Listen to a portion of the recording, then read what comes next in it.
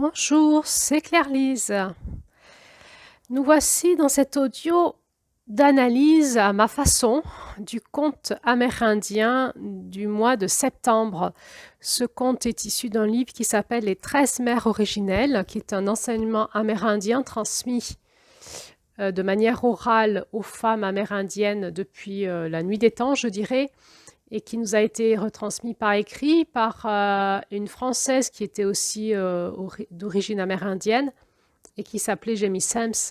Nous avons donc ce livre, et ce livre nous retranscrit tout un enseignement du féminin sacré des femmes amérindiennes relié au cycle de la Terre et au cycle en lien avec le cosmos et en lien avec tous les mois de l'année. Et chaque mois de l'année, nous avons un conte. Et donc là, je me propose de vous faire cet exercice, à mes yeux peut-être un peu difficile, d'analyser avec vous ce conte de septembre.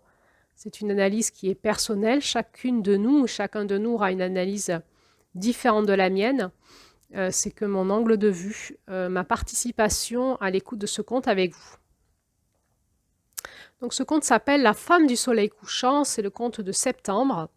Il s'inscrit dans une roue de médecine, c'est comme ça qu'on appelle les roues chamaniques, roues de médecine de l'année. Dans une roue où nous pouvons mettre chaque mois de l'année dans un positionnement dans une roue. Et septembre va se positionner en plein ouest de cette roue. La femme du soleil couchant, elle a un sous-titre qui s'appelle L'étoile du soir, promesse du lendemain. Si vous avez suivi avec moi les contes des autres mois, l'étoile du soir nous ramène à l'étoile de l'amour que nous avions vue au mois de juillet.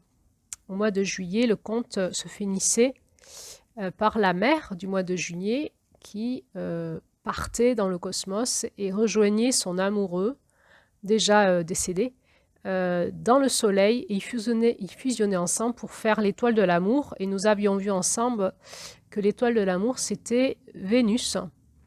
Et Vénus, donc on sait qu'elle a un rythme particulier, où elle est 6 mois de l'année l'étoile du soir et 6 mois de l'année l'étoile du matin.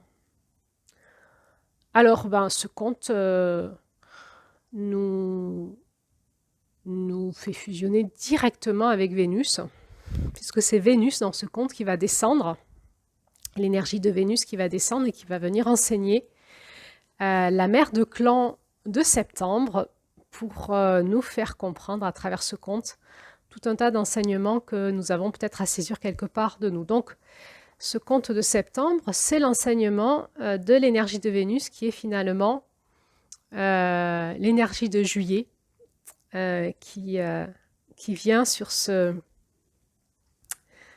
canoë, cette énergie de l'eau, d'août, et qui vient dans le monde des rêves nous enseigner, dans le monde de l'esprit nous enseigner tout un tas de choses.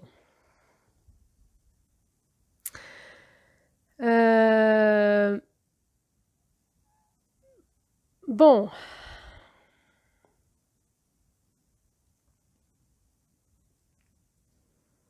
Alors. Déjà, on peut observer que Vénus, c'est une planète et pas une étoile, et elle reflète le Soleil. On l'avait vu dans l'audio sur Vénus, que je vous propose de réécouter si vous ne l'avez pas écouté. J'en ai fait 3, j'ai fait 3 audios sur le monde du cosmos et des étoiles, dont Vénus en juillet.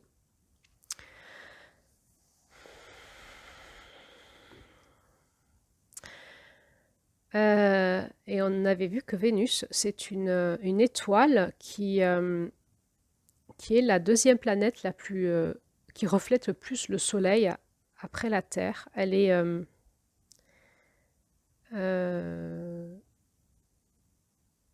après la Lune, pardon. Et c'est la planète la plus proche du Soleil après la Terre.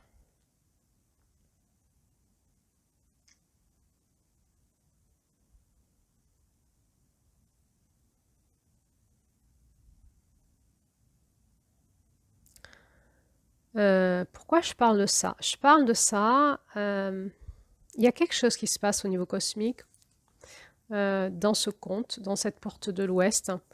Il y a une relation étroite entre la Terre, le Soleil, la Lune et Vénus. Et on va encore voir dans ce conte une autre dynamique du ciel, c'est les constellations. Constellations. On voit qu'il nous est parlé de la constellation de l'Ours, du bouquetin des montagnes. Il nous est beaucoup parlé du bol de médecine des étoiles comme étant le ventre de la création.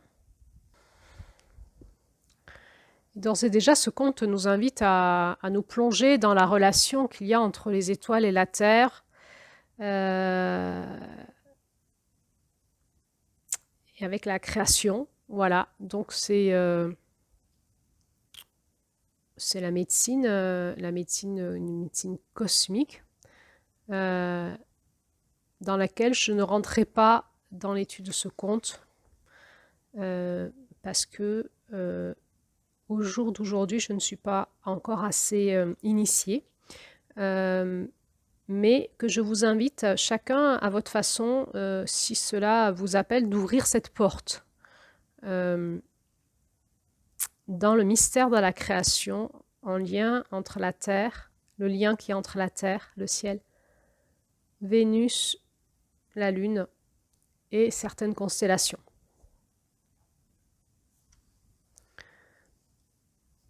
En tout cas, ce conte nous met tout de suite au goût du jour dès son titre. Il y a une relation directe entre le féminin sacré, la Terre, les étoiles et Vénus. Et c'est Vénus qui vient enseigner sur Terre le féminin sacré.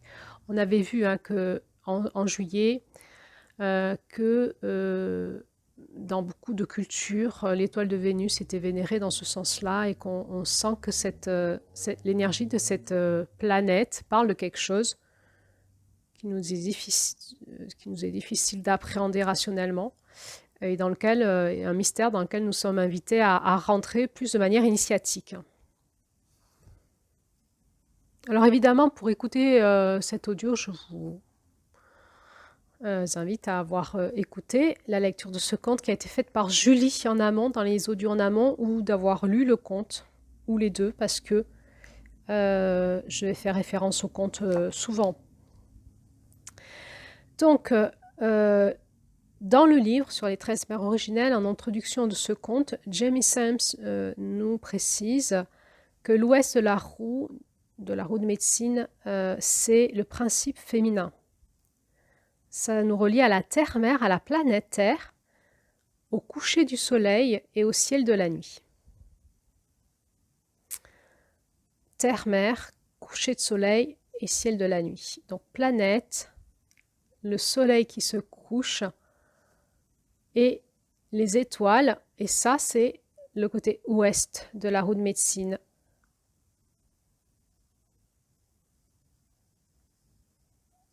Donc de manière énergétique. Donc on voit qu'elle regarde vers l'ouest jusqu'à que la lumière du soleil, du grand-père soleil s'évanouisse. Et elle va parler, dans ce conte, ils vont parler de la transmission du calumet, de la paix au ciel de la nuit et à grand-mère lune. Alors, pour comprendre ce que ça veut dire, il faut revenir à cette notion chamanique qui est le calumet de la paix. Donc, je vais vous expliquer. Dans le calumet, c'est une espèce de pipe que les Amérindiens fumaient avec du tabac, qui était un objet sacré, un symbole puissant religieux, et qu'ils allumaient pour sceller des alliances. Donc c'est un objet qui est au centre des solidarités. Entre autres, quand ils avaient fait la guerre et qu'ils faisaient la paix, ils fumaient ensemble le calumet de la paix, où en fumant ensemble le tabac, qui est pour eux est une plante sacrée, ils se proposaient de rentrer dans l'alliance. lors de certains rituels aussi, les Amérindiens utilisaient cette pipe pour fumer du tabac qu'ils offraient en offrande au Tout-Puissant. Voilà. Pour les Indiens, le tabac, c'est vraiment une plante sacrée qui est utilisée comme un soutien dans la méditation et la prière et qui tient lieu d'offrande. Alors, je vais vous expliquer un peu plus loin. Donc, pour eux, le calumet sacré, c'est une forme d'autel. Donc, cette pipe, elle se compose d'un foyer de pierre et d'une tige de bois à travers laquelle est creusé un trou très droit dans cette tige de bois qui se range donc jusqu'au cœur de la pipe. Donc, quand il rentre dans ce rituel de fumer le calumet de la paix, l'homme qui va fumer le calumet exprime ainsi qu'il ne peut pas mentir, car la voie qui mène au cœur de la pipe est le symbole de celle qui conduit vers le grand esprit. Donc, quand il fumait le calumet de la paix, il se mettait tout droit en connexion avec l'Esprit Saint, le grand esprit, et dans leur vérité intérieure. Donc, quand un Amérindien prenait le calumet de la paix et qu'il allumait, qu'il allait la fumer, il exprime ainsi que cette voie qui le connecte au grand esprit ne peut se comporter qu'avec droiture, car les Amérindiens avaient conscience que dans leur cœur, Dieu demeure et qu'ils n'ignorent rien des pensées et des actes des hommes. Donc, il se proposait ainsi de se mettre en présence du divin, de Dieu dans son cœur, du grand esprit, et de se mettre dans son espace de vérité, parce qu'il sait que de toute façon, l'esprit de Dieu étant dans son cœur, s'il ne se met pas dans son espace de vérité, il n'est pas droit. C'est pour ça que le calumet de la paix était utilisé et fumé chaque fois qu'il y avait des rencontres importantes où ils concluaient ensemble des ententes qui engageaient toute leur communauté. Ainsi, quand ils fumaient ensemble le calumet de la paix, chacun, quelque part, certifiait qu'il s'engageait dans son honnêteté, dans sa vérité, dans son intégrité, dans sa droiture, en lien avec le grand esprit, et qu'il était totalement dans un espace de vérité. Donc ça, c'est l'objet de la pipe. Et puis ensuite, il y a le tabac qui est fumé. Et cette fumée qui se dégage de la pipe, elle remplit 3 fonctions. D'abord, c'est une offrande pour le Créateur, où la personne va fumer sa vérité et va offrir sa vérité à l'Esprit Créateur et se remettre en connexion. Et ensuite, c'est également une prière. Cette fumée, elle évoque ce souffle qui s'élève de la personne vers le ciel et qui disparaît dans l'autre monde. Donc, elle a pour fonction de prière. Et puis, il y a une troisième fonction, c'est la purification. Quand on allume le calumet de la paix, le tabac, et qu'on souffle sur une personne ou un objet, la fumée sert à purifier. Alors, Jamie Sams, quand elle nous donne l'enseignement sur le calumet, elle nous dit cela. Elle nous dit à nos yeux, nous les Amérindiens, à nos yeux, le calumet est comme une Bible ouverte. Au blanc, il faut l'abri d'une église, un prêcheur et un orgue pour être en humeur de prier. Pour nous, Indiens, il n'y a que le calumet, la terre sur laquelle nous nous tenons assis et l'immensité du ciel. L'esprit réside quelque part. Cette fumée du calumet s'élève droit vers le monde de l'esprit. Mais il s'agit d'une force qui agit dans les 2 sens. Le pouvoir descend en vous avec la fumée par le tuyau du calumet.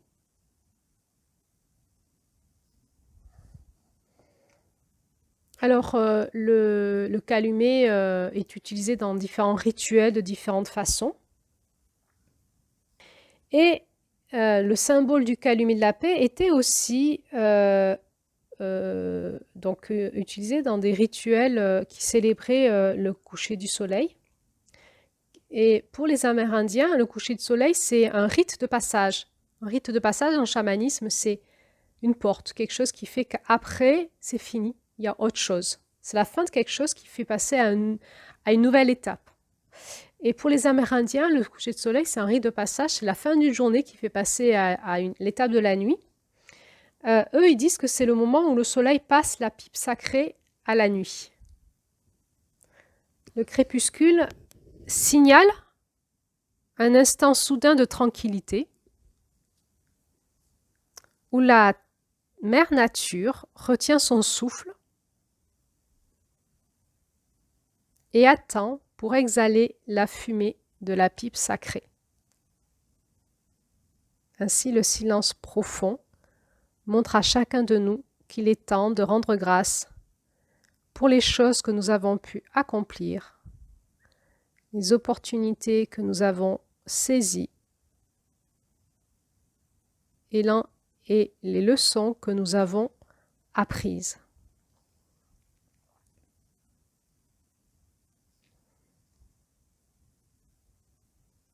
Donc on voit que aussi pour les Amérindiens, il y avait ce rituel de prière et de bénédiction du soir, qui était cette alliance sacrée entre le monde de la nuit, le monde du jour et le monde de la nuit. Le soleil passe le calumet au monde de la nuit, à la lune et aux étoiles. Il va donc disparaître. C'est le moment où le calme se fait sur la terre, nous invitant nous aussi à retourner dans notre tranquillité intérieure et à rendre grâce. Alors je trouve cet enseignement très très beau et si on peut le mettre en pratique, je pense que ça changera beaucoup de choses dans notre vie. Donc, dans cette roue de médecine, ce conte qui se place à l'ouest, c'est aussi dans l'énergie de l'année, ce moment où l'année, le soleil de l'année, est en train de passer le calumet de l'Alliance au soleil, on va dire de l'hiver, le soleil du printemps et de l'été, et à ce moment où il y aura plus sur Terre, il y aura plus d'obscurité que de lumière sur Terre. Au monde de la nuit. Ce monde du jour est en train, dans l'année, tranquillement de passer le calumet de la paix au monde de la nuit.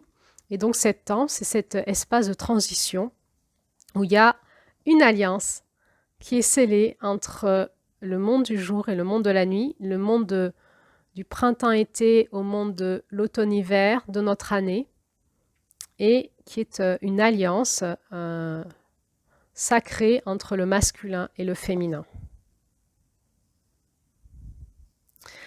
Alors, on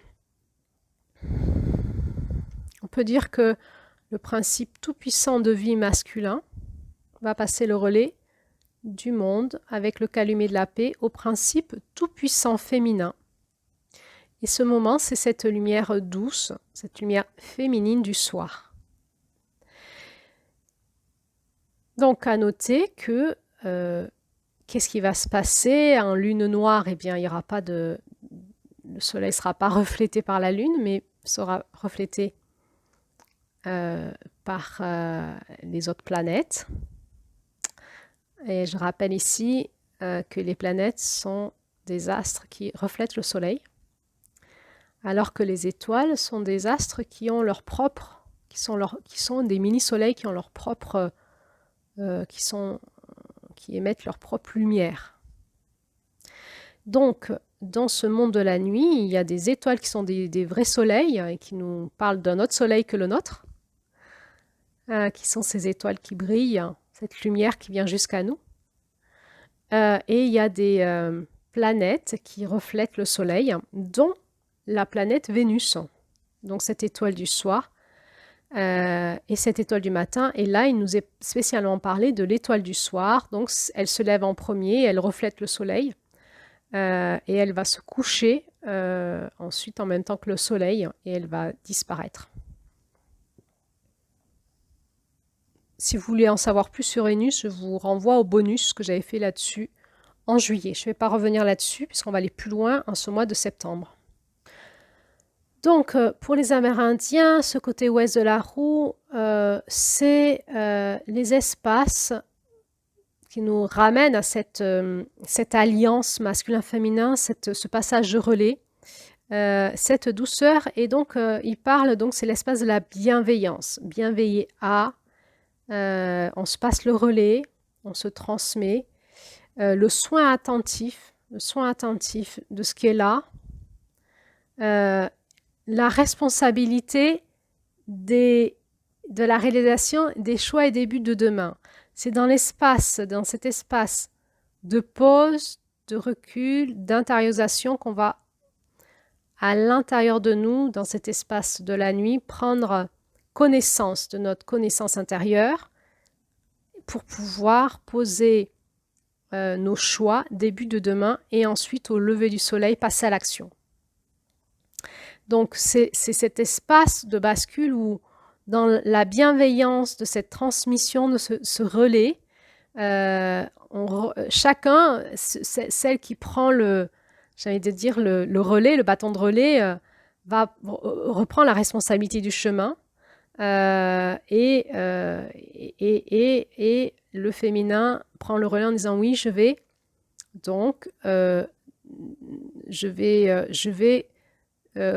prendre le relais en communiquant de la connaissance intérieure ce qu'il faut pour que les choix et la réalisation des buts de demain sont en lien avec ce qui se dit dans le monde de la nuit, dans le monde des étoiles, dans le monde du berceau de la création, dans le monde du féminin sacré. Donc, cet espace du féminin, il est appelé l'espace du regard intérieur. Parce qu'on dit que le principe féminin, il est naturellement réceptif et intuitif. Donc, c'est ce regard intérieur. Dans la nuit, nous allons regarder à l'intérieur de nous et le jour, nous allons regarder à l'extérieur.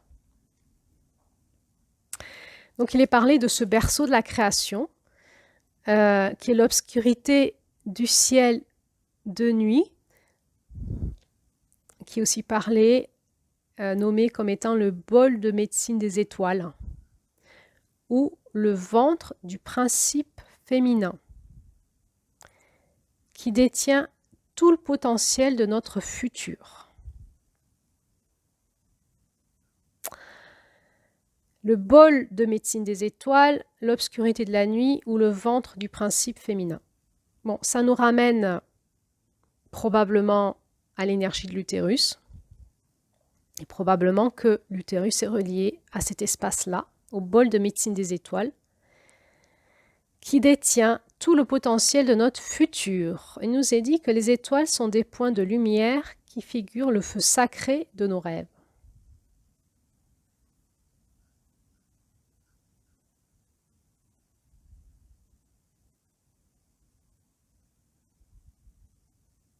C'est compliqué pour notre mental. C'est à se reconnecter avec notre cœur, avec notre utérus si on est une femme, avec notre principe féminin si on est un homme. Les étoiles sont des points de lumière qui figurent le feu sacré de nos rêves.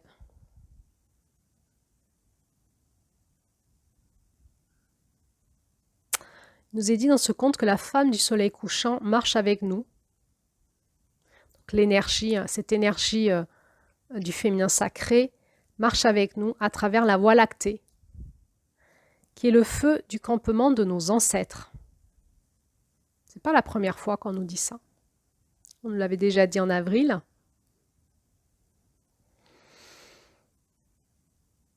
Quand nous voyageons avec elle, nous redécouvrons les vérités qui résident dans le fait de persévérer, ainsi que la connaissance intérieure. Ces anciennes vérités qui ont guidé ceux qui ont cheminé avant nous.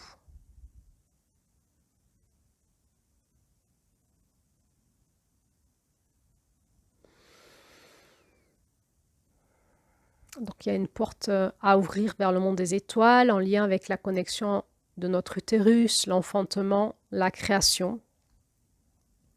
Et toute une reliance énergétique, cosmique, divine, qui dépasse notre entendement, qui nous relie dans notre humanité, dans notre incarnation, à nos ancêtres, mais aussi au monde des étoiles. Et au féminin, sacré.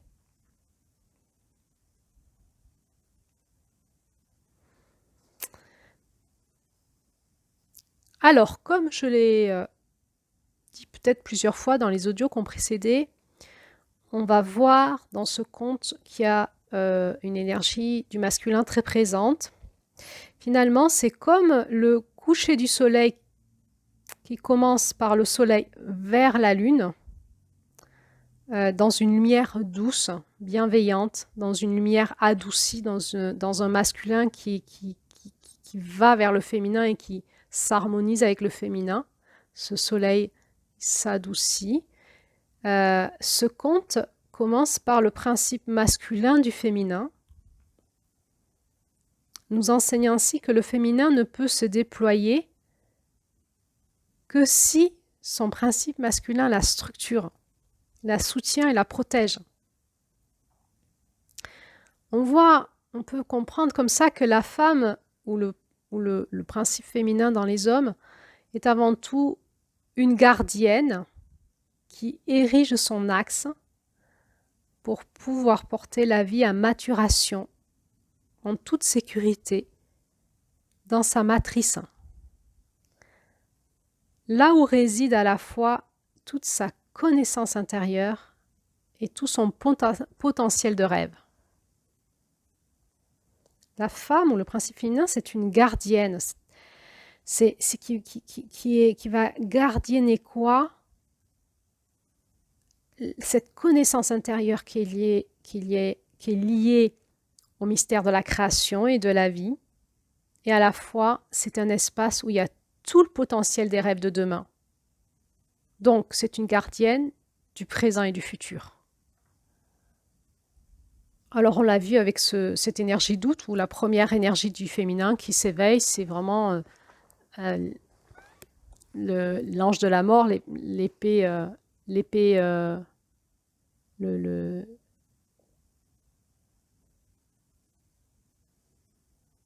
j'ai envie de dire le glaive de la mort, hein, cet ange de la mort qui passe avec son glaive et qui met à mort tout ce qui pourrait mettre en danger le principe de la vie de demain. C'est une mise à mort pour protéger la vie de demain, protéger le vulnérable, protéger le bol de médecine de la création, le féminin sacré, cet espace où la création prend forme, et les rêves de demain. Et donc, première énergie de la gardienne dans son axe, c'est de mettre à mort, de dégager tout ce qui pourrait mettre en danger la vie de demain. Dans l'univers, ça ne parle pas que de la Terre, hein, ça parle de la Terre et du cosmos.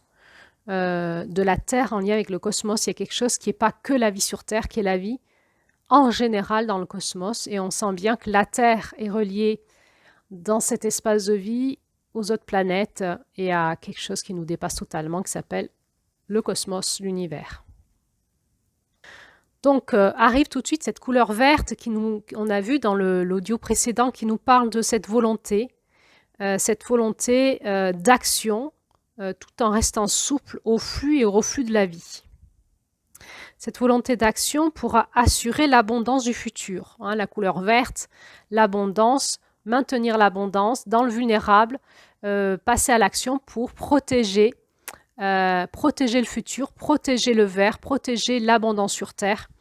Et je vous en réfère à l'audio précédent où j'avais développé ce sujet-là. Dans cette première dynamique du masculin, du féminin, qui est de la persévérance, l'endurance, dresser des plans et des stratégies, mais tout en souplesse, il y a vraiment quelque chose qui nous parle de l'intégration des mois des mois précédents, de février à juillet. L'intégration du masculin fait qu'en août et en septembre, on est là avec notre masculin intégré. Et qu'on va y rajouter cette dynamique de souplesse, de l'eau, qui va venir rajouter un élément supplémentaire à cet air, cet esprit et ce feu. Il y a une belle phrase dans ce conte, il nous est dit « Quand les humains permettent au flot de la vie d'installer ses rythmes, comme les flux et les reflux des marées, ils trouvent l'harmonie en s'adaptant de façon subtile. Ici, il nous est parlé de cette souplesse du féminin.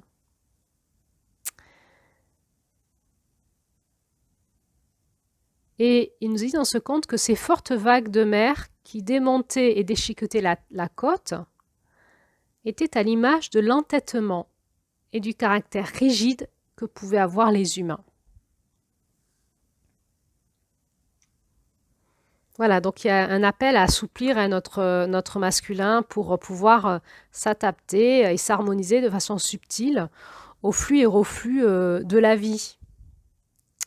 Donc, persévérance, endurance, dresser des plans, des stratégies, utiliser notre volonté pour définir nos buts de demain en lien avec ce que nous dit nos rêves qui sont à l'intérieur de notre féminin sacré. Ça peut nous parler de l'énergie de nos ovaires hein, pour les femmes et des ovocytes. Hein. Je rappelle que nous, les femmes, dans nos ovaires, nous avons des ovocytes qui sont les bébés possibles de demain. Chaque ovaire est rempli d'un nombre d'ovocytes qui sont éventuellement des espaces fécondables qui pourraient donner un enfant à la terre demain. Et chaque fois qu'on a nos règles, nos menstruations, on évacue cet ovocyte qui n'a pas été fécondé. Le principe féminin, il détient les rêves de demain. C'est comme si dans le bol des médecines des étoiles étaient inscrits tous les rêves du futur possible en lien avec la Terre et le cosmos. Mais encore faut-il que ces rêves soient fécondés par le masculin et qui puissent, pour que ça puisse donner naissance à un embryon et un bébé.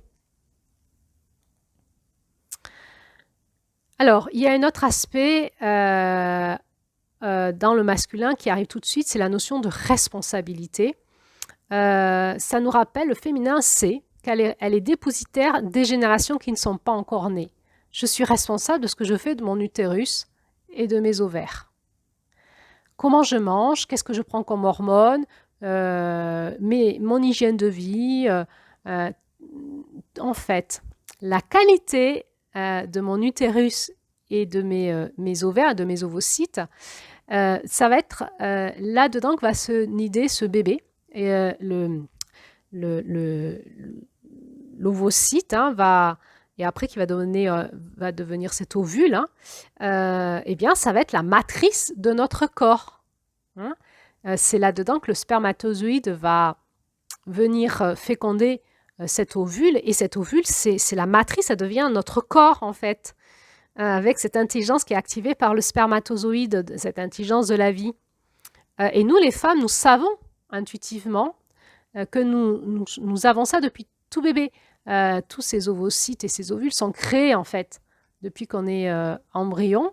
Et nous avons, depuis toute petite fille déjà, toutes ces graines du futur du lendemain qui sont en nous, qui sont dans nos ovaires. Et quand il n'y en a plus, on rentre en ménopause. Et ça va conditionner les générations de demain. On va donner les enfants que l'on va mettre au monde auront la qualité intrinsèquement dans leur énergie cellulaire de nos ovules et de notre utérus dans lequel ils ont nidé. Donc nous avons intérêt à garder sain notre féminin sacré, à garder sain nos ovaires, nos ovules, notre utérus, notre vagin et entre autres notre énergie, toute l'énergie qui est là-dedans. Et ça nous parle évidemment de la Vierge, du côté vierge, de maintenir en virginité au niveau énergétique et vibratoire cet espace, qui soit sain et sacré, parce que c'est l'espace de l'anidation de la vie des générations du futur. Et cet espace ne doit pas être violé. Donc ça va évidemment nous ramener à qu'est-ce que la sexualité sacrée, comment une femme va faire pour purifier son utérus et tous ses organes du féminin et être la gardienne de ce ventre parce qu'elle sait qu'elle va donner la vie et qu'elle est la gardienne des générations de demain. Et qu'elle en a donc la responsabilité. Alors là aussi, je trouve qu'il y a un décalage qui est assez intéressant avec tout ce qu'on se raconte dans le développement personnel. Le principe du féminin, c'est notre capacité à préparer le futur. Donc là, on est en décalage avec vivre l'instant présent. Vous savez, vivre l'instant présent en développement personnel, c'est quelque chose qui est très en vogue, à la mode, probablement pour le principe du masculin. Mais le principe du féminin est, dans l'instant présent, prépare le futur, est en lien avec son futur. Donc, ce conte nous enseigne quelque part que l'on doit ressentir quels seront dans le futur les besoins des générations à venir pour trouver dans le présent l'harmonie et l'équilibre nécessaires pour que ça soit possible pour eux. Et ce conte nous parle que nous devons pouvoir laisser ce qui est nécessaire pour la survie de la route rouge du bien. Donc ça, c'est aussi en lien avec la médecine du sang. Il faut qu'on puisse laisser ce qui est à l'humanité, ce qui est possible pour eux de survivre et de naturellement disponible pour cette génération. Voilà ce qu'il est dit dans ce conte. Ce qui me fait comprendre que les enfants du futur sont ainsi, je ne peux les voir parce qu'ils ne sont pas encore nés, mais je dois pourtant faire attention à leurs besoins. Ils auront besoin de nourriture, d'un abri, de feu, d'eau et d'air, d'une terre fertile, et d'être en amitié avec toutes leurs relations.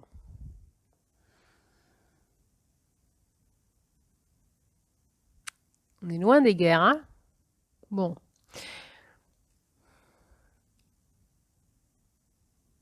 Alors, on sent hein, que ce féminin appelle aujourd'hui. Hein.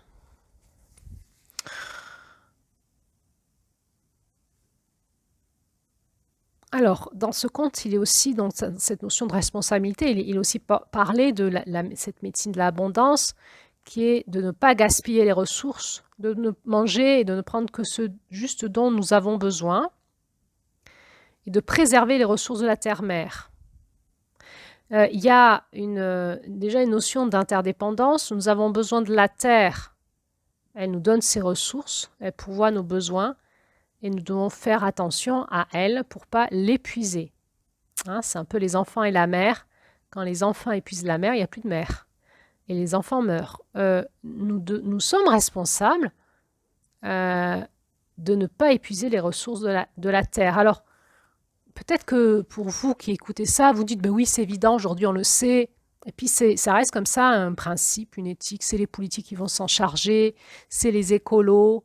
Nous, on suit le rythme, on fait ce qu'on nous dit de faire. Non, en fait, dans le féminin sacré, c'est pas ça. Dans le féminin sacré, c'est toi qui te connecte à toi-même et qui ressent en toi-même ce que la Terre te dit que toi, tu dois faire pour préserver les 7 générations dont tu es responsable, en tant que femme, en tant qu'homme. Chacun de nous est responsable dans notre pouvoir d'action des 7 générations qui vont dépendre de nous. Qu'on ait des enfants ou pas d'ailleurs. Hein. Si on est célibataire sans enfants, c'est pareil. Nos actions ont un impact sur les 7 générations qui dépendent de nous, par lesquelles nous sommes interreliés. Donc, c'est pas bon, attendons de voir ce que disent les politiques écologiques et on suivra. C'est à chaque action que je mène, qu'est-ce que dit mon féminin sacré, de faire ce dont juste j'ai besoin et pas plus, pour laisser cette abondance énergétique, vibratoire, de vie disponible pour la suite, pour les 7 générations qui suivent. Et ça nous apprend beaucoup, beaucoup, beaucoup dans notre vie individuelle, non pas de manière écologique, on peut le voir de manière écologique. Mais là, je voudrais revenir à notre vie individuelle, chez nous, de nous à nous-mêmes.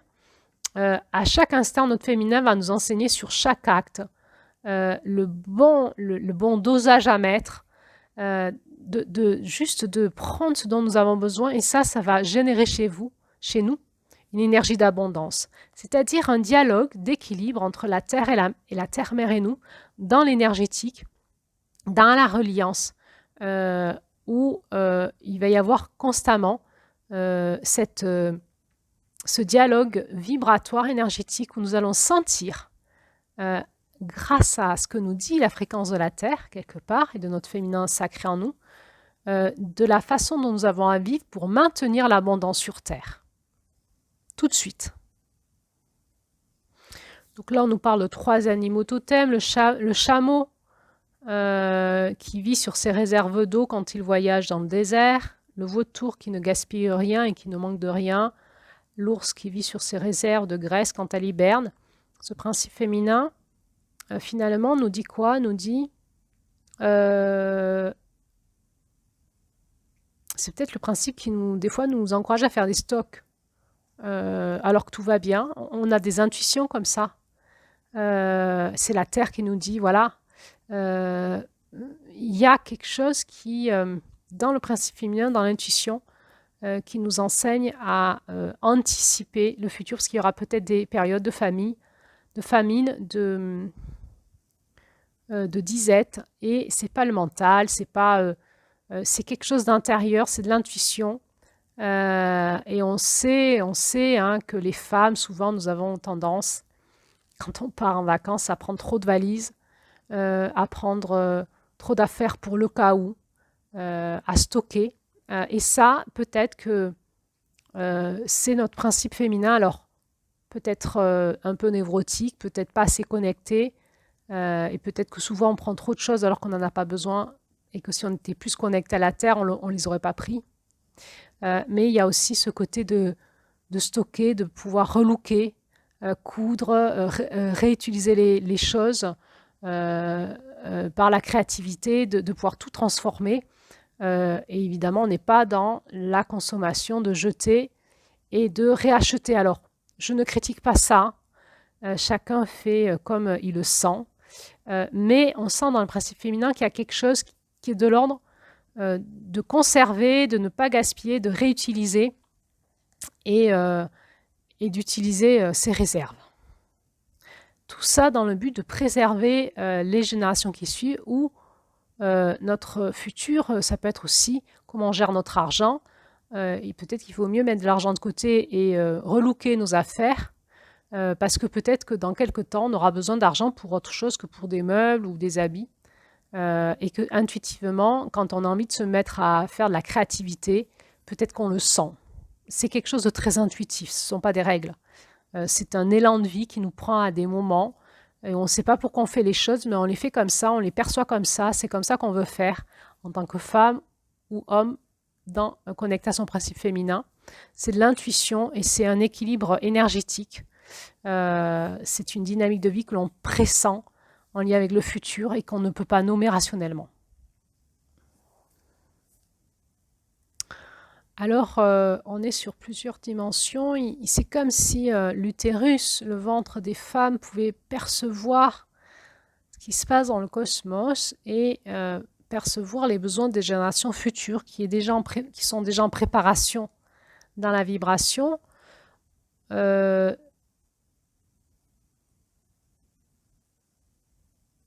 Il est dit dans ce conte, je suis ce bébé qui vient par ce canoë qui lui dit « Je suis la promesse de tous les lendemains qui pourront exister.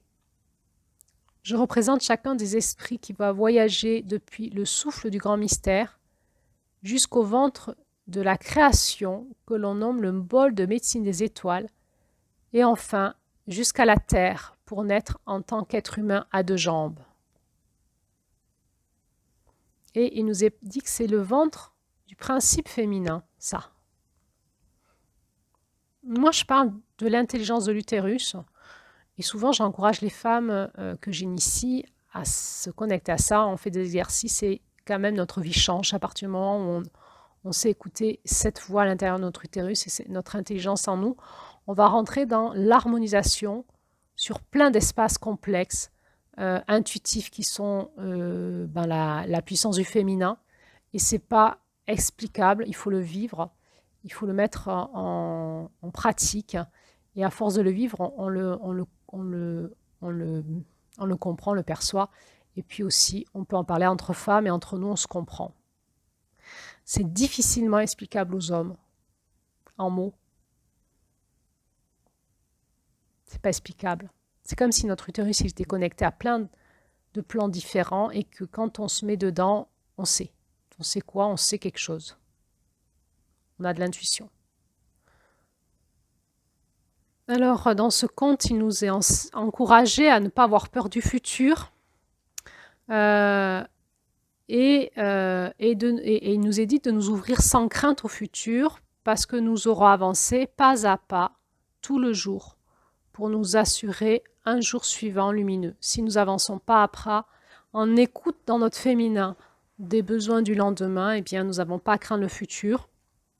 Et il nous est aussi dit à travers cet animal totem, le bouquetin des montagnes, qui est a priori une constellation d'étoiles, il nous est dit qu'il traverse les cieux, c'est le gardien de la ténacité et de l'enthousiasme pour affronter les défis. Tête la première, eh bien on sent ce masculin qui est toujours là avec ce féminin qui dit « dis-moi j'y vais ».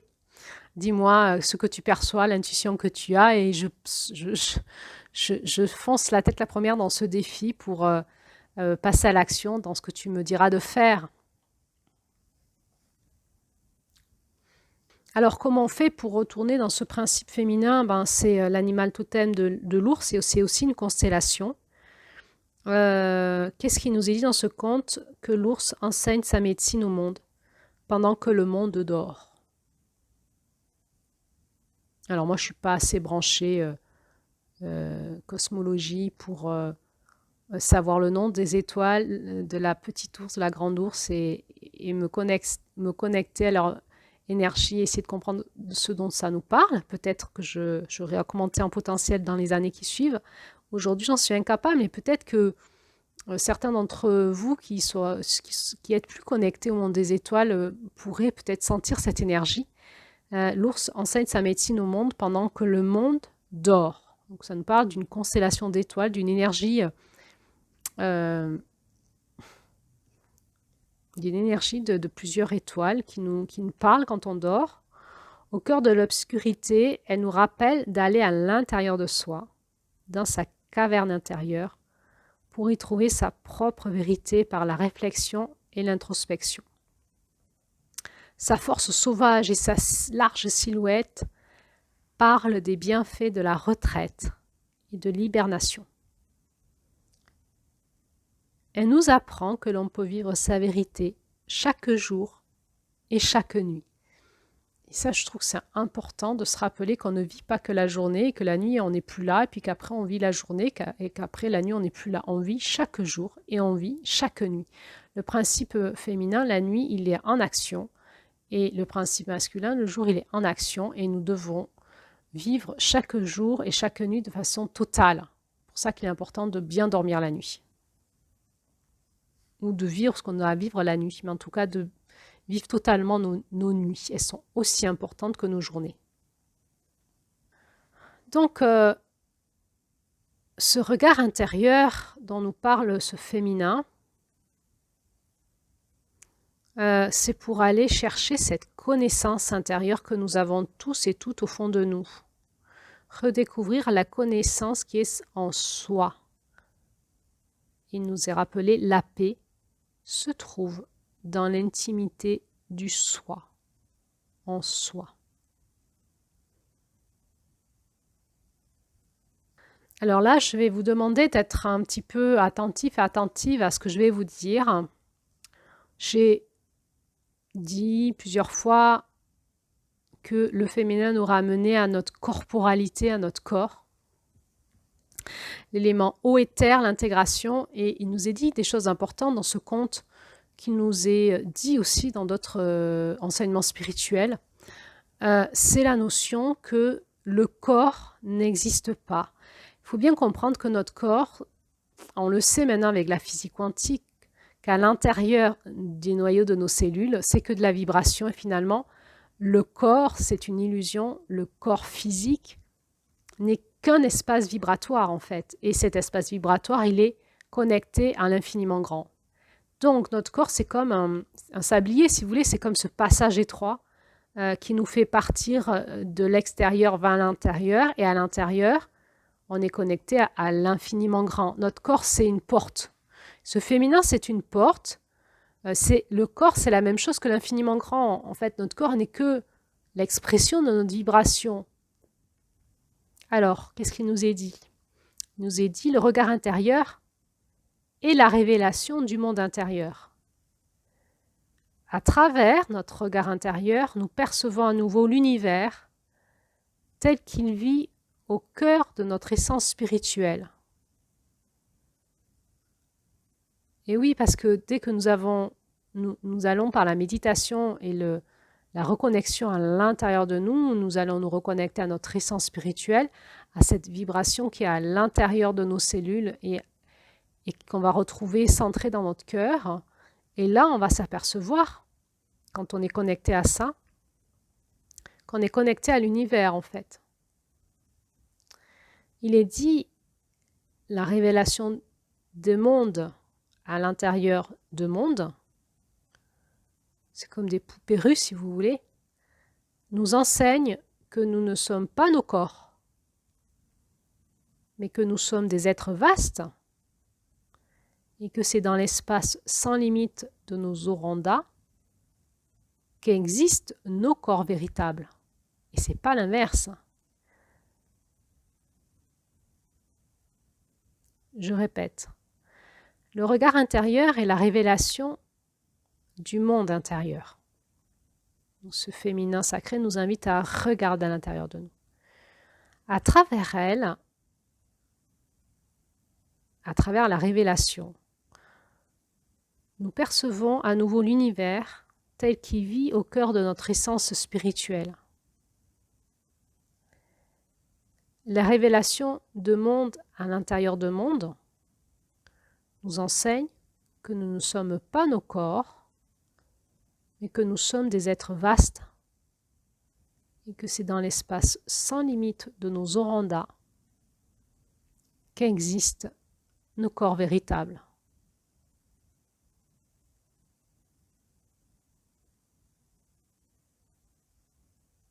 On l'avait vu ça en mai. On l'avait vu que tout d'un coup, elle avait senti que son essence spirituelle prenait toute la place et que son corps vibrait dans son essence spirituelle. Ce n'était pas l'inverse. C'est en allant se reconnecter à l'intérieur d'elle, à l'énergie, à l'intérieur de ses cellules, à l'intérieur de son cœur, que tout d'un coup, il y avait comme un parachute qui se déploie, c'est l'image que j'ai, et tout d'un coup, sa vibration se déployait, elle sentait qu'elle vibrait, que son corps vibrait à l'intérieur de son essence spirituelle et pas l'inverse. Et quand nous arrivons à cette fréquence-là, c'est là que nous incarnons réellement notre divinité à travers notre corps. Notre corps n'est que la vibration de notre être divin. Et à un moment, à force d'aller se reconnecter à notre être divin et de tout le travail que nous allons faire pour réinformer notre matière à laisser cet être divin vibrer à travers notre fréquence, eh bien, à des moments, cette fréquence se met à vibrer et notre corps n'est que comme un tambour, la résonance de la fréquence, mais le corps en lui-même, il n'est rien.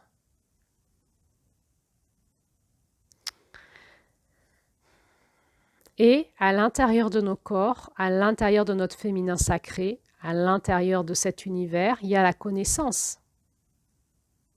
Et il y a les rêves. Il y a l'univers. Et à travers cette intériorité, nous sommes tous reliés, tous interconnectés ensemble à ce féminin divin, cette matrice. Alors, le conte, il nous dit, si chacun des enfants de la Terre pouvait trouver ainsi la connaissance intérieure, les générations futures seraient assurées de vivre dans l'harmonie et l'abondance. Parce qu'on serait tous reliés quelque part à cette énergie de janvier qui est la mère divine, et nous saurions tous comment vivre l'instant présent pour assurer le futur, l'abondance du futur. Il nous est dit, le but commun à tous ceux qui peuplent la terre est de restaurer le don d'harmonie et de paix que le grand mystère a placé à l'intérieur de chaque forme vivante. Alors bien sûr, il arrivera que le besoin des autres, des uns, sera confondu avec le désir de possession matérielle des autres. Certains plongeront dans l'avidité et voudront contrôler les masses. Chaque être humain aura l'occasion de faire face à ces défis avec la redécouverte de la connaissance qui est en lui. La mère de l'Ouest est celle qui peut venir en aide aux enfants humbles et fidèles de la terre en leur montrant comment aller à l'intérieur de soi.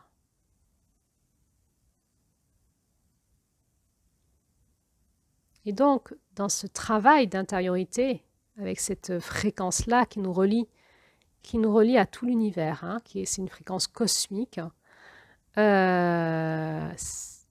la fréquence des étoiles, du bol de médecine des étoiles, mais aussi de notre corps, mais aussi de notre fréquence vibratoire à l'intérieur de nos cellules et de cet espace qui est là, de toute éternité en nous et entre nous. Eh bien, nous allons donc travailler cette notion d'équilibre et d'harmonie. Cette notion d'équilibre et d'harmonie, elle est possible que s'il y a une égalité entre le masculin et le féminin avec l'alliance de notre essence spirituelle, de notre Oranda.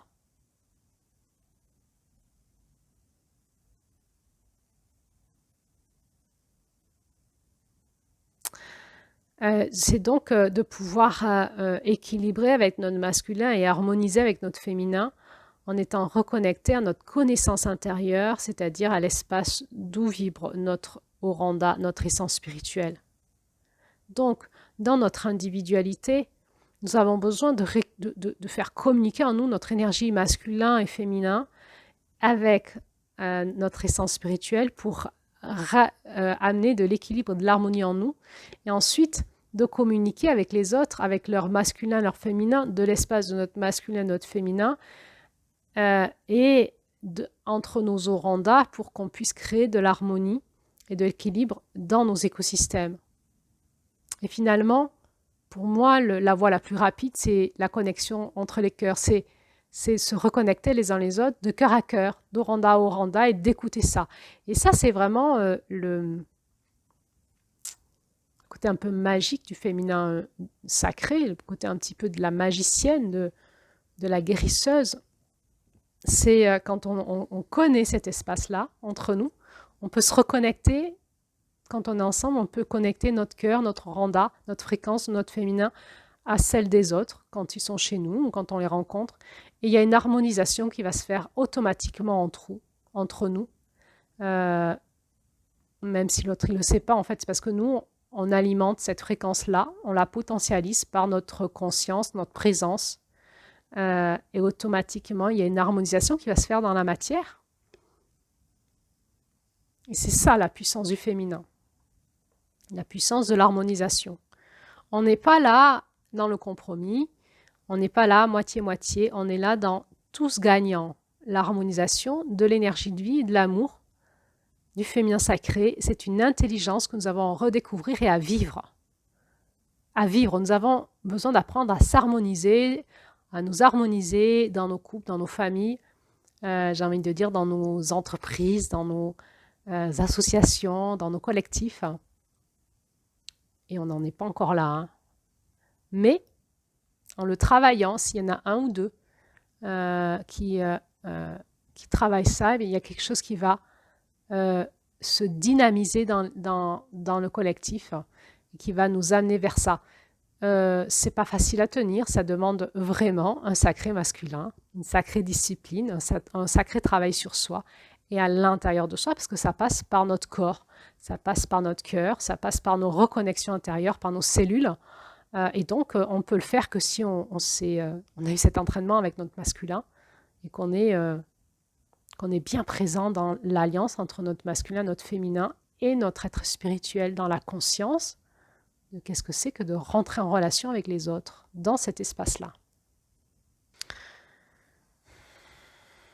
Donc, la paix se trouve dans l'équilibre et l'harmonie.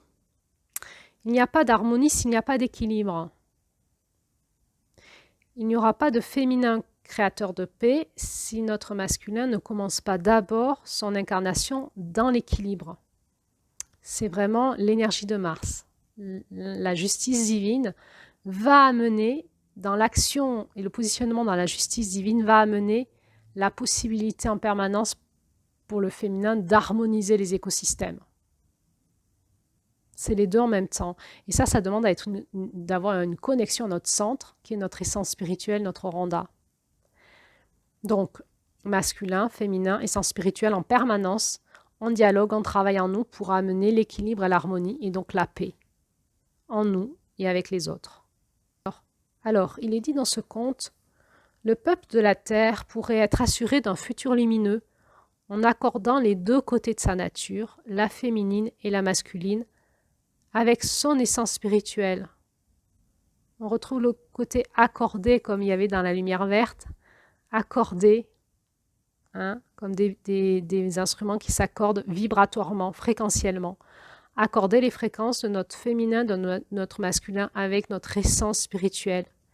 Car c'est ainsi qu'il se connecte à l'infinie capacité de créer ce que sera demain en vivant aujourd'hui dans l'harmonie. L'infinie capacité de ce que sera demain en vivant aujourd'hui dans l'harmonie. Et donc, il y a ce rappel par l'animal tête du morse qui nous dit qu'aucune négativité ne doit se glisser dans nos pensées concernant le futur. Il est dit qu'il fallait à présent qu'elle garde les yeux sur le but et non sur la rébellion des humains. Leur croissance sera faite de tâtonnements. Mais tôt ou tard, tous les humains à deux jambes chercheraient à comprendre leurs sentiments et trouveraient la caverne de l'ours. Le berceau de la création a donné à chaque enfant la capacité d'exprimer son côté masculin aussi bien que son côté féminin, quel que soit son sexe. Tous peuvent exprimer leur volonté personnelle parce que chaque enfant de la Terre porte en lui la faculté d'être guidé par son Oranda, d'être guidé par son essence spirituelle. Alors, il va y avoir tout cet enseignement de l'étoile du soir à la femme du soleil couchant, qui est un enseignement cosmique, énergétique, dans lequel on peut rentrer chacun à notre mesure. Donc, l'étoile du soir, qui est la promesse du lendemain, c'est notre côté féminin. Ça représente le ciel de la nuit, c'est le soir, et après elle va disparaître cette étoile, et ça sera la nuit, l'obscurité de mon intériorité. Il y a quelque chose qui éclaire le soir, mon féminin s'éclaire avec le soleil, et ensuite ça va basculer dans le noir, et je vais devoir aller dans mon intériorité, dans mon noir intérieur, et aller dans l'introspection. C'est à l'intérieur que je regarde et que je cherche la vérité de mon libre arbitre, ainsi que la volonté de montrer mes dons au monde. Et puis il y aura l'étoile du matin, donc c'est 6 mois après dans l'année. Vénus revient le matin et elle brille avant le lever du soleil, juste avant.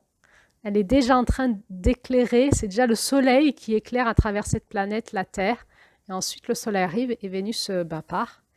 Et c'est l'étoile du matin, c'est notre côté masculin, le côté démonstratif de notre nature, la lumière de mon être. J'apporte toutes ces vérités personnelles à la lumière et je partage ce que je suis avec tous ceux qui cherchent le point de l'aube.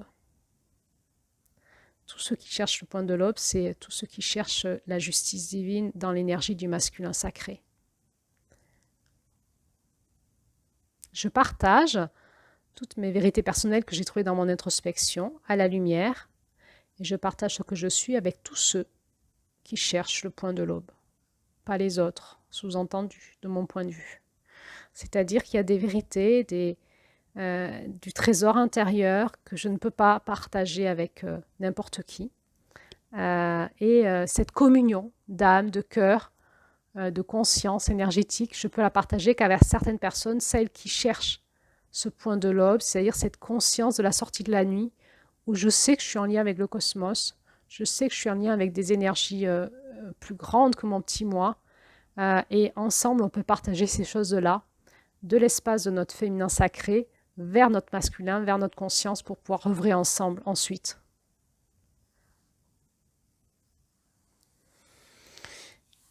Alors, il y a cet équilibre masculin-féminin, recevoir et donner, hein, qui sont indissociables et qui sont nos deux façons sacrées de trouver l'équilibre.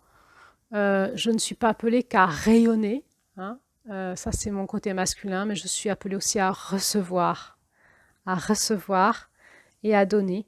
Et dans cette, on va aller dans l'interdépendance après, et dans l'interdépendance, c'est je reçois de toi et je te donne, voilà. Et dans ce donner-recevoir, c'est l'énergie du cœur, c'est l'énergie de l'abondance, c'est l'énergie de l'intelligence du cœur dans l'incarnation sur Terre. Et s'il n'y a pas de recevoir, il n'y a pas d'abondance, s'il n'y a pas de donner, il n'y a pas d'abondance. L'abondance, c'est dans un juste équilibre entre recevoir et donner, entre nous et en moi. Alors, il y a cet enseignement sur la spirale de la vacuité qui nous parle aussi de comment on va intégrer toutes les énergies que nous aurons apprises, visitées pendant ces 12 mois de l'année, comment nous allons intégrer à un moment, l'année prochaine, tout ça en nous pour le devenir dans notre centre. Notre 13e mère, notre 13e lune, c'est la lune du centre. Elle n'existe pas concrètement de temps en temps. Il y a une année où il y a 13 lunes. C'est tous les 2 ans et demi, je crois. Mais dans le calendrier, le nôtre en tout cas, on parle de 12 mois de l'année. Le mystère de la 13e lune, il est dans l'étoile du soir, il est dans la spirale de la vacuité. Il nous est dit là que le moment où nous intériorisons, nous intégrons toutes ces énergies que nous avons apprises avec notre masculin, notre féminin, avec l'étoile du soir et l'étoile du matin, eh bien c'est le moment où Vénus disparaît. Et Vénus disparaît 8 jours par an, on ne la voit plus. Et c'est à ce moment-là où nous intégrons nous aussi notre 13e mère, notre centre. Alors, il est dit, pendant ton absence de 8 jours, tu montres à l'humanité la façon de se connecter à l'Oranda et d'équilibrer en toi les énergies féminines, masculines et divines. Quand nous trouvons nos vérités personnelles dans notre obscurité intérieure, nous décidons des visions que nous voulons apporter à la Terre sous une forme manifestée et nous devenons créateurs.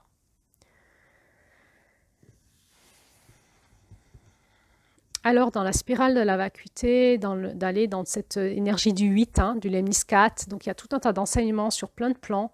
Je ne vais pas m'y enfoncer dedans, mais on est là dans l'énergie du 8. On avait aussi cette énergie du 8, on l'avait déjà commencé, on en avait déjà parlé en août, et on nous en reparlera encore en octobre. C'est une vibration importante, le 8, c'est aussi le lemniscat.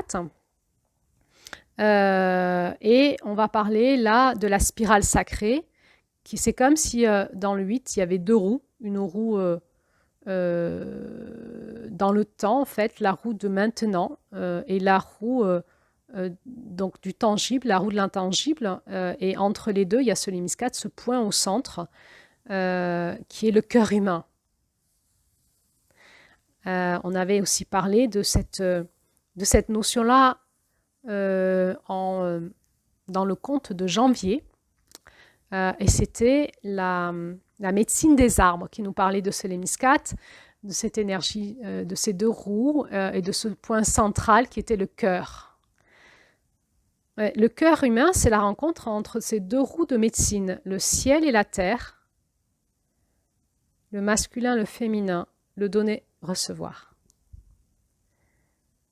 On ne peut pas être que dans la spiritualité du ciel. Il faut qu'on puisse aussi aller dans la spiritualité de la terre. Dans cet entre-deux, nous sommes au cœur de notre humanité. L'être humain doit trouver comment honorer l'équilibre entre ciel et terre à l'intérieur de soi. Comment être observateur silencieux et se tenir grand, et comment donner et recevoir. Ça, c'était ce qui nous était dit en janvier. L'être humain doit trouver comment honorer l'équilibre entre ciel et terre à l'intérieur de soi. Comment être observateur silencieux, se tenir grand. Comment honorer et donner se tenir grand et comment donner et recevoir. Là, il nous est dit qu'en se rencontrant dans notre cœur, le spirituel et la matière sont égaux et sont un. Et notre seule limitation, c'est quand le cœur de l'être humain est fermé. On peut vivre parfois ce combat en nous, dualité, être incarné, ma personnalité, mon moi du jour, dans ma réalité concrète, et puis toute cette partie de moi spirituelle qui peut vivre aussi des extases en méditation, dans mon intériorité, mais comment je fais pour retrouver cette unité en moi entre cette partie de moi incarnée qui vit la réalité tous les jours et puis cet être spirituel qui est tellement inspiré en moi. C'est un travail, et c'est vraiment le travail de septembre. C'est un travail où on va travailler cette spirale sacrée pour retrouver cette égalité entre la matière et le spirituel en moi-même, entre ces deux êtres. Dans d'autres initiations chamaniques, il est parlé du nagual et du tonal. Tonal, c'est le côté matière, et le nagual, c'est le côté esprit, intangible. Il nous est dit que lorsque le cœur est ouvert, toute la création devient accessible et compréhensible. Et du coup, l'équilibre va alors se mettre à notre service.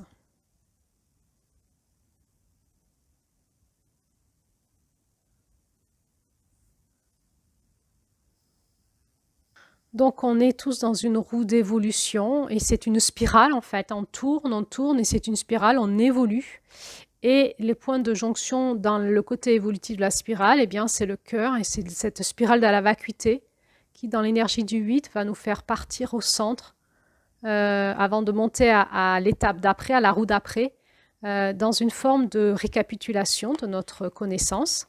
Donc il nous est dit, je suis au centre de mon espace sacré, je vois autour de moi la spirale, je vois à l'intérieur de moi les degrés qui composent chaque direction de la spirale, la direction des 8 pouvoirs. 8 pouvoirs. L'Est, le Sud-Est, le Sud, le Sud-Ouest,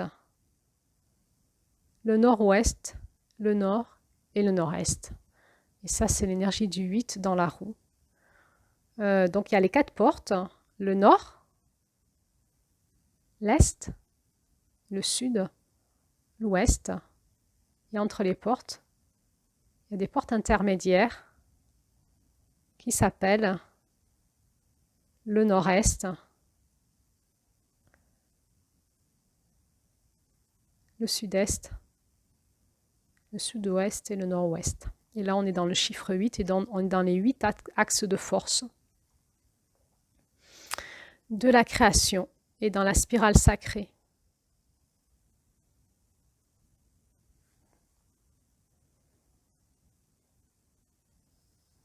Alors, 8 jours et 8 nuits, vacuité du grand bol de médecine de la nuit, une spirale à l'intérieur de laquelle je suis tout et rien.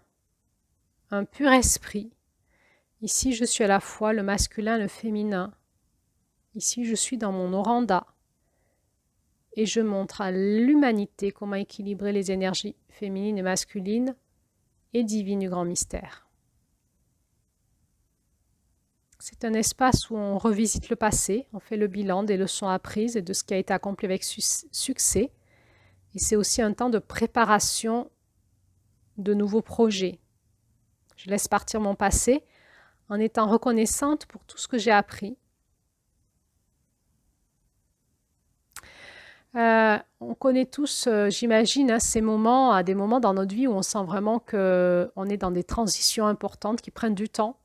Nous avons lâché des choses du passé et nous savons qu'il y a un futur qui appelle, qui se prépare et on ne sait pas trop quoi. On est dans le noir, on est dans la vacuité.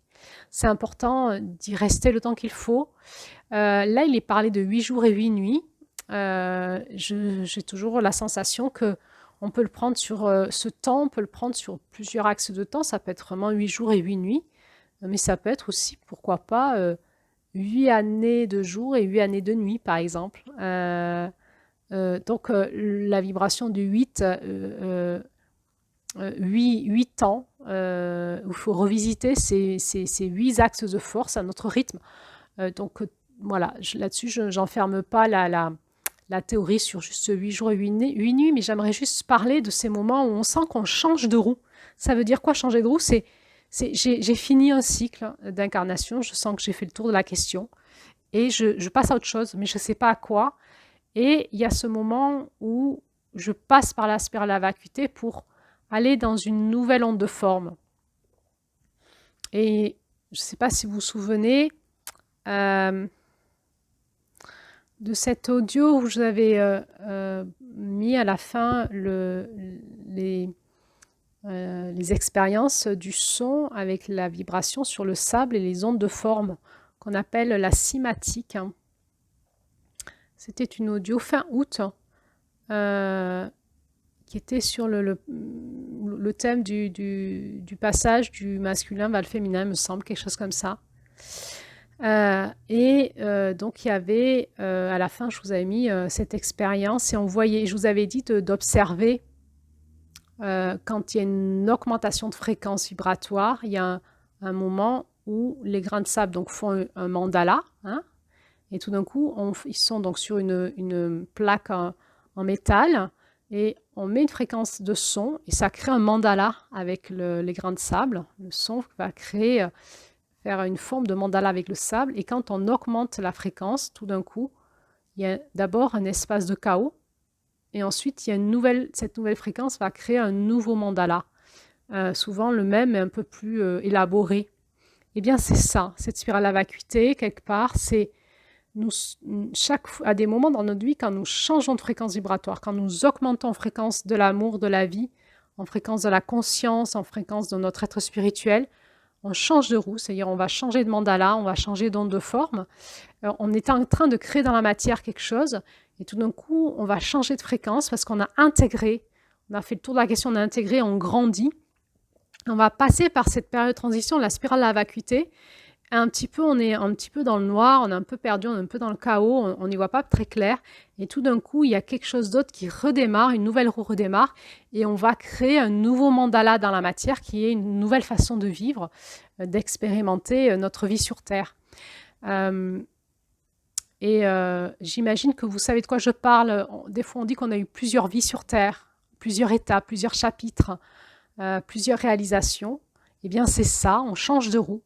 Et la capacité d'être connecté à notre énergie, de ne pas bloquer l'énergie, de laisser faire ces rythmes énergétiques en nous, nous permet de pas stagner dans la même roue indéfiniment où rien ne se passe, rien ne change, on répète, on est malheureux, on ne grandit pas. Mais à un moment, pour changer de roue, il faut accepter de lâcher tout un ego, de passer par ce mois d'août, cette médecine du féminin qui va tout réinformer et qui va nous faire passer à une nouvelle histoire, à une nouvelle onde de forme, à une nouvelle façon de créer notre vie avec une conscience plus éclairée de ce que nous voulons maintenant et de comment nous allons passer à l'action avec nos nouveaux potentiels, nos talents, nos dons. Et ça demande l'acceptation de passer par notre féminin, c'est-à-dire de lâcher le masculin, de lâcher notre ego, d'aller dans une forme de disparition de ce qu'on a été avant et pour aller dans ce renouveau, dans cette renaissance de notre moi, renouvelé dans une nouvelle fréquence et dans une nouvelle roue. Aussi, on pourrait dire que notre spirale sacrée, c'est finalement l'énergie du nord de la roue, cette énergie où on a atteint notre sagesse, on s'est accompli, masculin et féminin, et à un moment, on va disparaître, on va se reconnecter à notre centre, à notre oranda, à notre essence spirituelle, et c'est là où il va y avoir dans cette lumière noire, dans cette vacuité, un bilan du féminin avec les directions de nos 8 pouvoirs, nos 8 axes de force, pour féconder la matière avec le masculin dans une nouvelle roue. On regarde, on va récupérer comme ça l'essence de toutes les graines, de tout le masculin, de tout ce qu'on a.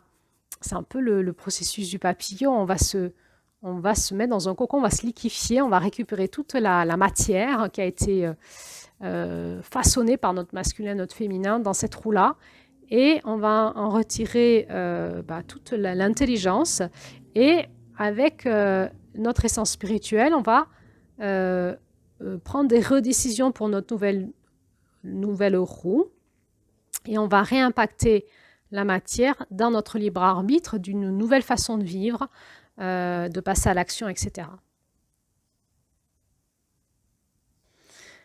Alors, je vais finir cet audio par lire certaines phrases de ce conte et je vous propose de vous intérioriser et de vous mettre dans un espace de ralentissement, de tranquillité et d'écouter ces phrases.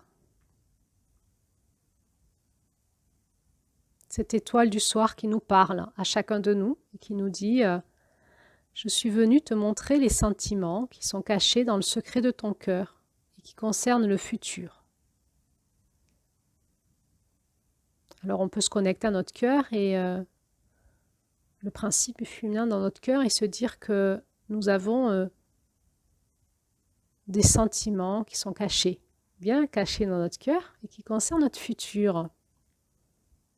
Et on pourrait dire que ce bébé, hein, cette étoile de l'amour qui vient sous forme d'un bébé nous parler, ce bébé qui nous enseigne et qui nous dit « je les connais, je sais ce qu'il y a dans ton cœur ». L'étoile de l'amour qui nous dit, comme un bébé qui viendrait nous visiter de l'étoile de l'amour et qui nous dit « je sais ce qui est caché dans ton cœur concernant le futur ». Je suis l'enfant, don du bol de médecine des étoiles.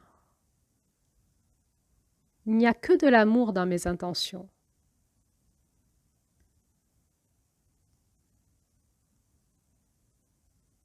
Je suis emmailloté dans le berceau de la création.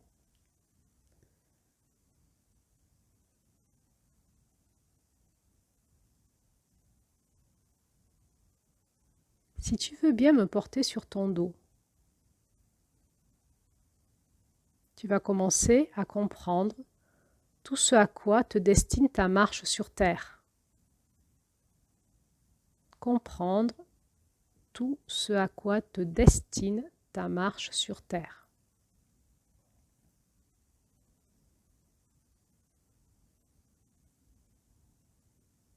Je suis la promesse de tous les lendemains qui pourront exister.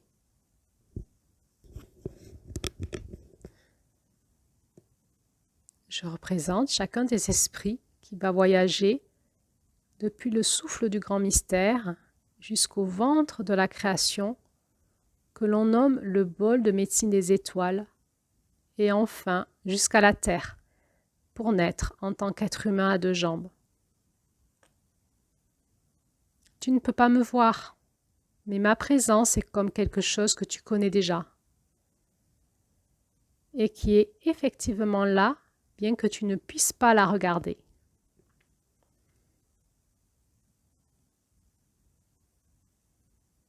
Si les humains apprennent à porter le berceau de la création comme une partie invisible d'eux-mêmes, il n'y aura pas de séparation entre le présent et le futur. Je suis là, près de toi, en toi. Me sens-tu? Je suis ton futur. Tu dois entendre ma voix, sentir ma présence, respirer le parfum de ma douce chevelure et faire en sorte que ton corps soit en harmonie avec mes rythmes pour que nous puissions marcher en équilibre quand tu me portes dans mon berceau.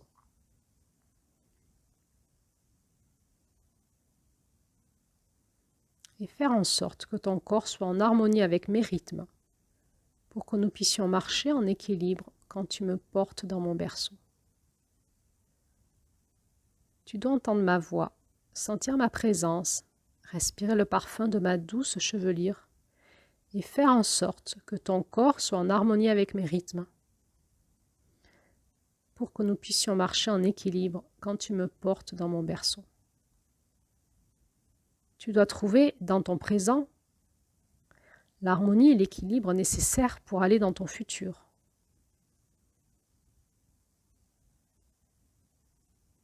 Tu dois trouver dans ton présent l'harmonie et l'équilibre nécessaires pour aller dans ton futur.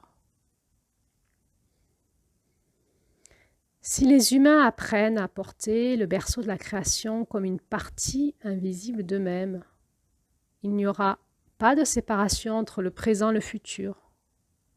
Tout ce qui est nécessaire pour survivre sur la route rouge du bien sera naturellement disponible.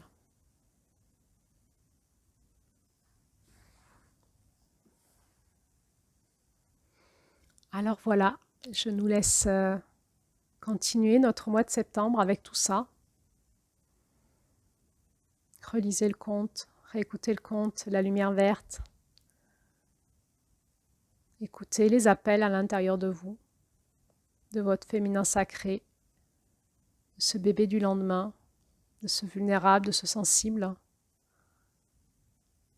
Et avec votre partie masculine, répondez, mettez-vous à son service.